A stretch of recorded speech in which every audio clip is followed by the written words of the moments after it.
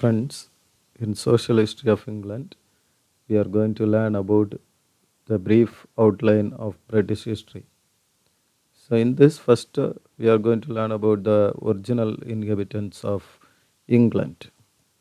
According to some philologists, the first inhabitants of England were a set of aborigines called Picts who were of low intellectual level. The old name for England was Britain, which itself was a name given by the Brythons. They were the Celtic race which came to the country some centuries before the birth of Christ. As early as 55th BC, the Romans, under the leadership of Julius Caesar, invaded England. At first, their idea was to plunder and then return home. But on seeing the fertility of the soil and the nothingness of the people, they decided to stay on. The real occupation of Britain by the Romans started only in the 43rd AD, and their rule lasted for more than 300 years. During this period, they made many roads and improved the lands to such an extent that Britain became one of the chief granaries of Europe. Christianity was preached, and many of the natives began to learn Latin. By the middle of the 5th century, Britain was invaded by the Germanic tribes, the most important of them being the Jutes, the Saxons, and lastly the Angles. These race which gave England its present name. These invaders established 7 kingdoms known in the history as the Heptarchy. They were Kent, Essex, Sussex, Wessex, Northumbria, East Anglia, and Mercia. The Angles stamped Christianity out of England, and it was only towards the end of the 6th century that the faith was once again preached in the country. The conversion of England to Christianity started with the advent of St. Augustine, the famous missionary from Rome sent by Pope Gregory the Great. In the middle of the 9th century, England was once again the victim of invasion by Danish and Norsemen. They came from Denmark and Norway. Danes ruled the country. Their rule was called Danelaw because it was governed to the law of Danish. The Danish power could not last long as Alfred the Great, the Anglo-Saxon king, defeated them and established his own supremacy all over the country. But after the death of this king in 1899, there was a relapse of disorder. Once again, the Danish invaded the country and ruled it for some time. And Alfred's grandson Edward was brought back in England as king in 1042. Edward the Confessor, he built the famous Westminster Abbey. In 1066, a few months after the death of Edward the Confessor, William of Normandy, otherwise known as William the Conqueror, landed in England. As he got down from the boat, he stumbled and was about to fall. He pretended that he had purposely bent down. He then took a handful of sand and, showing it to the men around him, proclaimed that he would hold England under his way just as he held the sand in his hand. His words came true, and within a few years, he introduced some useful reforms. William defeated the English army led by Harold, the leader of English nobles, and was crowned king in Westminster Abbey on Christmas Day. Among his reforms, the most important one was the introduction of feudal system for the distribution of land. The king granted land to barons on condition that they would be faithful to him and help him fight his battle. In the same way, the barons divided their land above and among their followers. The grantor was called lord, and the receiver was called the vassals. This system of distribution of land made the king lord to all the lands and gave him great power over those who held land under him. This system created a lot of tension between the king and the barons, and moreover, it retarded the economic progress of the country. He also had a book drawn up called the Doomsday Book, which contained all the necessary information about every bit of land in England. All over the country, the Norman barons built huge castles. Both the language and the way of living of the people were very much influenced by French rulers. William of Normandy died in 1087. Then the next king was William II. He was known as William Rufus. He was a cruel man. He died under the tragic circumstances, pierced with an arrow drawn by an unknown hand while hunting in New Forest. All his companions ran in different directions. On the following morning, his dead body was found by some foresters who carried it on a cart to Winchester. There it was buried without any religious ceremony. His younger brother, Henry I, ruled from 1100 to 1135. Then the next king was Stephen of Antioch. He ruled from 1135 to 1154. The next king was Henry II. He was the brother of King Stephen. An event of great importance during his reign was the quarrel between King and Thomas Becket, the Archbishop of Canterbury. It was actually a struggle for power between the state and the church. Thomas Becket, son of London merchant, was originally the chancellor of Henry II. Becket was hardworking and loyal to the king. King got him appointed as the Archbishop of Canterbury.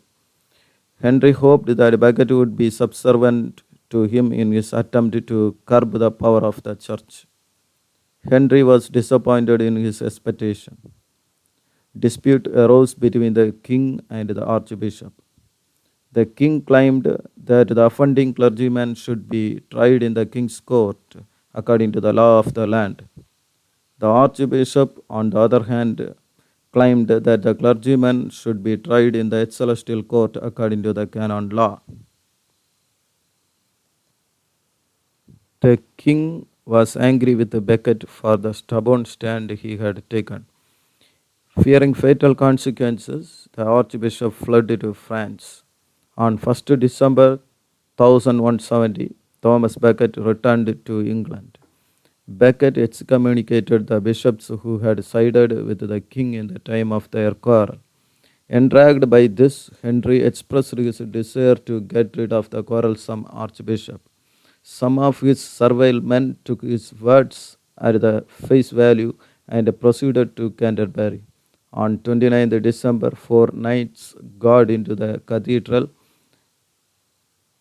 drew their swords and killed Thomas Becket. The entire Christendom was shocked. Within 3 years, the archbishop was declared a saint, and the Canterbury Cathedral, which contained his tomb, attracted the pilgrims from all parts of Europe. The knight himself felt sorry for his rash words, and also the king, and he allowed the clergy to be tried in a celestial court. The martyrdom of Thomas Becket has been commemorated in English literature by 4 poets. Chaucer, his masterpiece, The Canterbury Tales, is a collection of stories.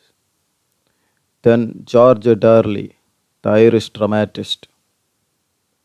And next one, the Alfred Tennyson.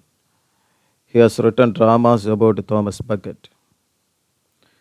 Then the modern play The Murder in the Cathedral by T.S. Eliot is also based on tragic end of this great churchman. Then the next king, the Richard I, he was the son of Henry II and popularly known as Richard the Lionheart. He took part in the Third Crusade.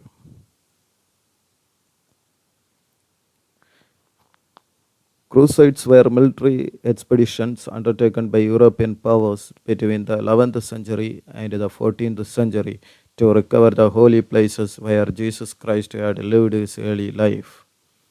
Altogether, four crusades were conducted. The first crusade was undertaken with enthusiasm, and at the end, in 1099, Jerusalem was taken. The second crusade was in 1144. In 1187, Sultan Saladin of Syria took away Jerusalem from the Christians. To recover Jerusalem from the Mohammedans, the Third Crusade was undertaken by Richard I of England and also by Philip II of France and Emperor Frederick I of Persia. A truce was made in 1191 by which the Christians were allowed to go on pilgrimage to the Holy Sepulchre. Then the next king was King John. He was the brother of Richard I. His was a period of misrule. At last, the chief barons decided to place the grievance of the country before the king. They were joined by the Archbishop Stephen Langton on behalf of the clergy and by the Mayor of London on behalf of the towns. On 15th June 1215, they met the king at a meadow called Runnymede on Surrey side of the river Thames. There he signed the document which because of its length was called Magna Carta or otherwise the Great Charter. Everyone benefited by the Great Charter. Then the next king was Henry III. He was the eldest son of King John. He was famous for three things. First thing, Henry built many churches. And the second thing,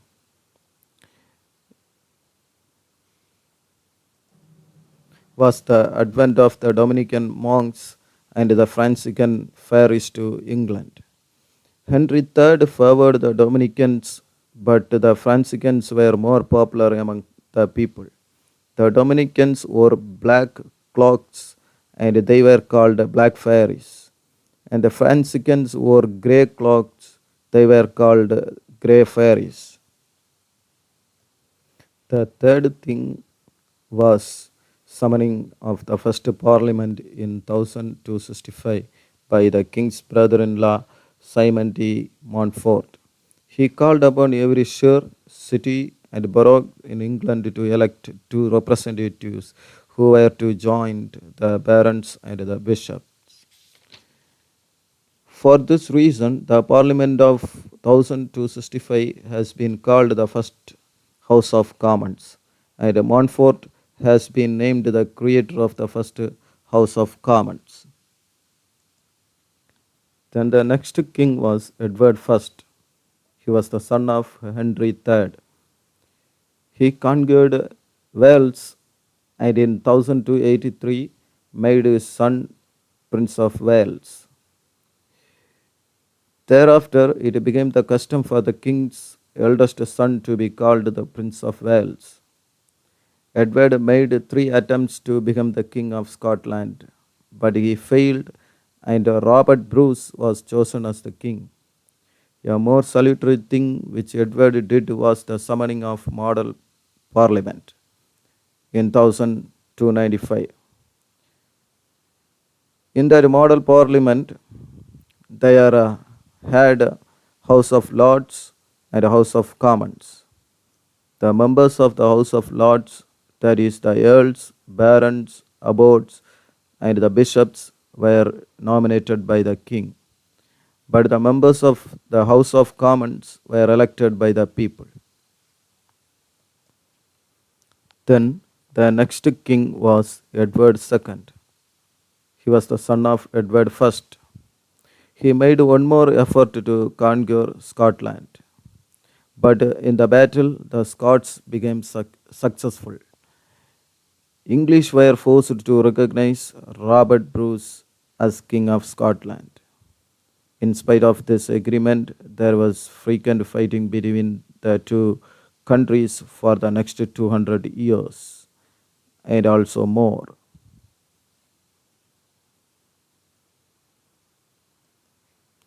Then the next king was Edward III.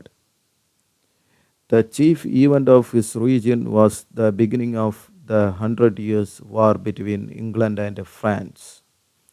Though there was no continuous war between the two countries, both were unfriendly to each other most of the time. That's all. Next, in the next channel, we are going to see about the Hundred Years' War. Thank you.